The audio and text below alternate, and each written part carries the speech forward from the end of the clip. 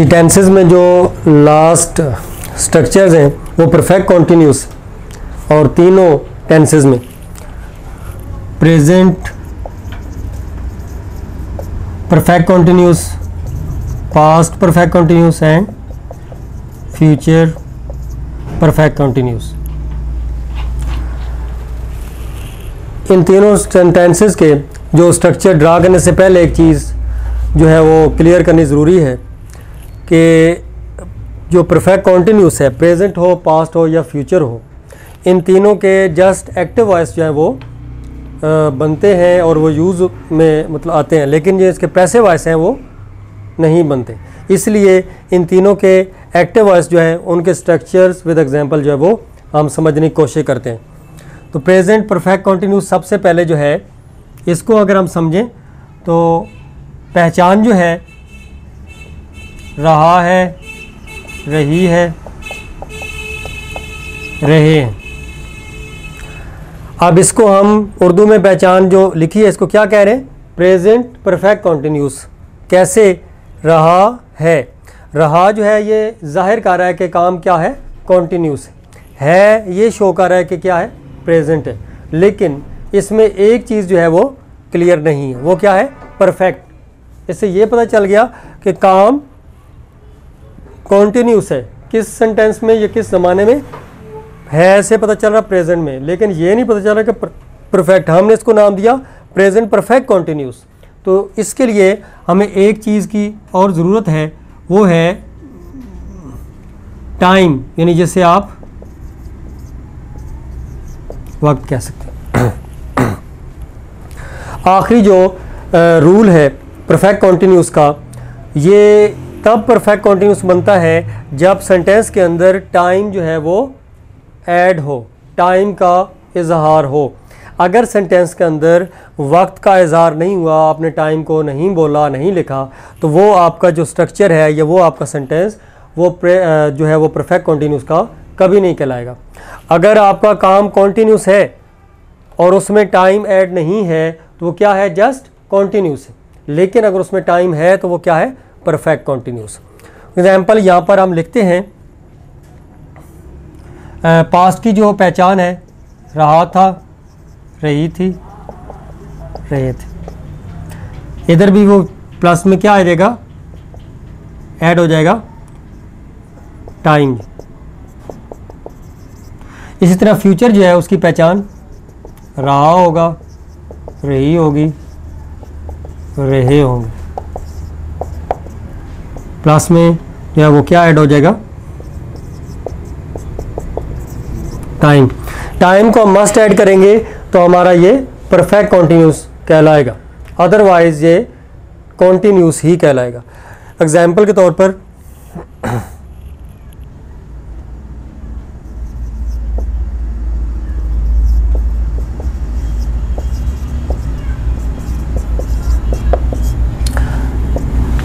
मैं गाड़ी चला रहा हूँ। अब इस सेंटेंस के अंदर आप गौर कीजिए कि रहा हूँ ये क्या शो कर रहा है? कॉन्टिन्यूस। और कौन सा? हूँ से पता चला प्रेजेंट। लेकिन इसके अंदर टाइम जो है वो ऐड नहीं है, इसलिए इसको हम परफेक्ट कॉन्टिन्यूस नहीं कह सकते। अब परफेक्ट कॉन्टिन्यूस कैसे बनेगा? जब इसमें टाइम का इजाफा करेंगे। मैं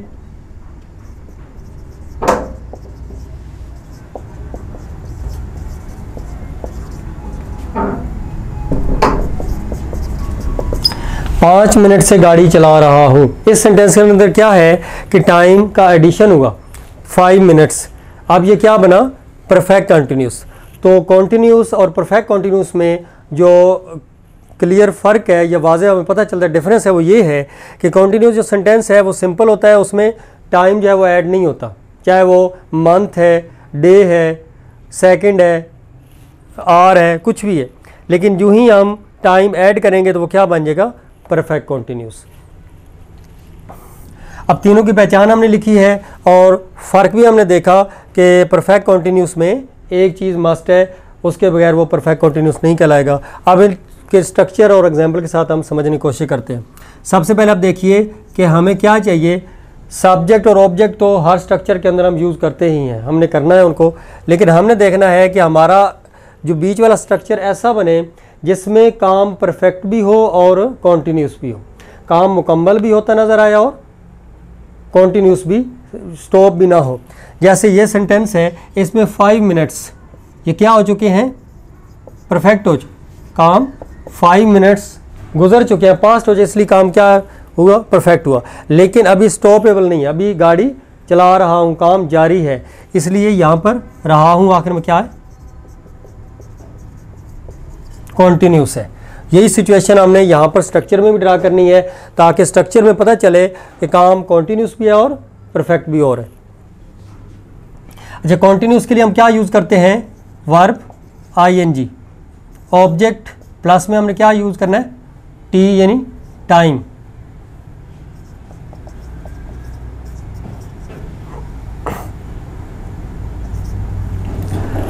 अच्छा, अब देखिए कि ing लिखने से ये पता चला कि ये स्ट्रक्चर किसका हम लिख रहे हैं, कॉन्टीन्यूस का।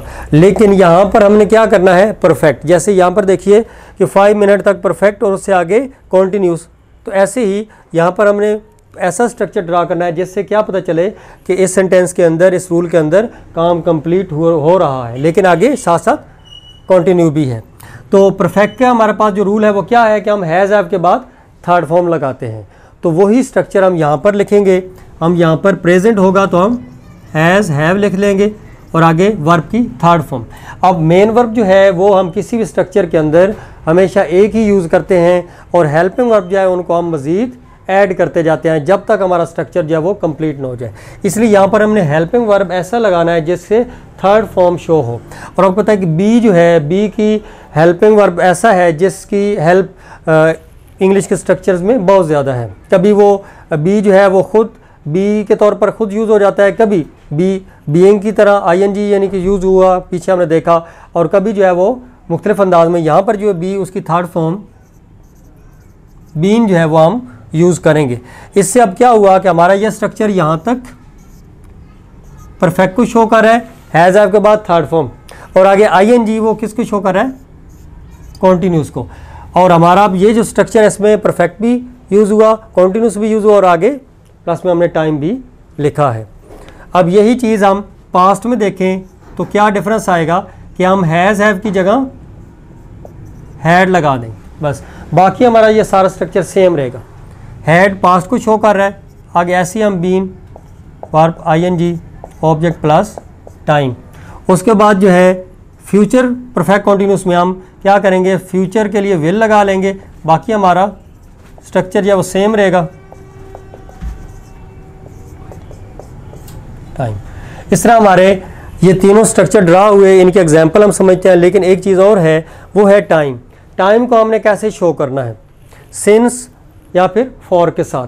अब सिंस को कहाँ लगाना है और फॉर को कहाँ लगाना है, ये भी एक बहुत बड़ी कन्फ्यूजन है जो स्टूडेंट अक्सर इसको भूल जाते हैं। कभी फॉर लगाना है वहाँ सिंस लगा बैठते हैं, जहाँ सिंस लगाना है वहाँ चलो मिस्टेक कर लेते हैं। तो इसलिए हम ये देखें कि टाइम की जो चेन है, फॉर का जो यूज़ है उसको हम यूज़ करेंगे टाइम की चेन के साथ।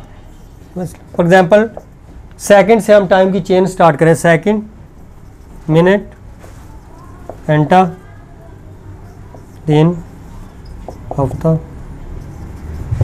महीना, सदी। ये टाइम की मैंने चेन लिखी है, सेकंड, मिनट, घंटा, दिन, हफ्ता, महीना, साल, सदी। ये एक टाइम का चेन फ्रेम है। इस सब के साथ क्या हम यूज़ करेंगे, फॉर यूज़ करेंगे। इसके अलावा जो कुछ होगा उसके साथ क्या लगाएंगे, सिंस लगाएंगे। फॉर एग्जांपल हम लिख देते हैं सुबह, शाम, सिंस लगाएंगे। हम लिख देते हैं 2001, 1991, इनके साथ हम सिंस लगाएंगे। इस तरह हम लिख देते हैं 7 बजे, 9 बजे। तो इस तरह करके हम क्या लगाएंगे, सेंस लगाएंगे। टाइम की चेन फ्रेम के साथ फॉर, यहाँ पर ये उर्दू का लफ्ज़ शो हो जाए वहाँ फॉर लगाएंगे, और इसके अलावा जो भी हैं ये सब उनके साथ सेंस लगाएंगे। अब इनके example,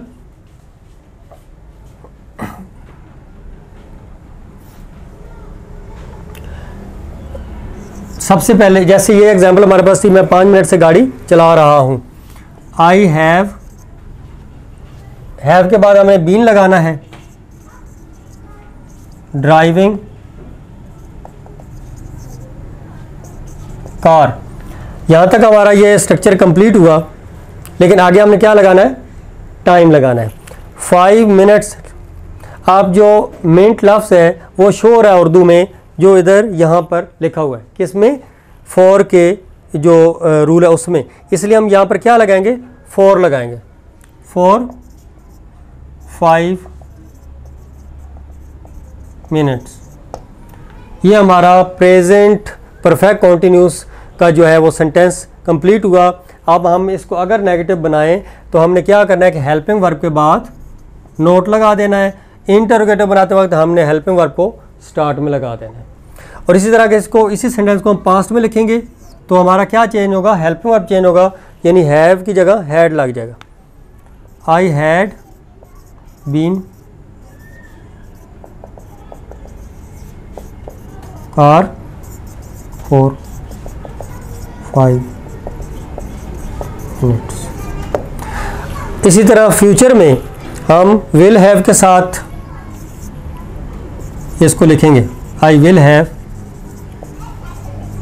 been driving car for 5 minutes. Negative बनाना है तो हमने क्या करना है कि हेल्पिंग वर्ब के बाद नोट लगाना है। जैसे यहाँ पर हैव है तो हैव के बाद नोट, और हैव को ही हमने स्टार्ट ऑफ द सेंटेंस लिख देना है।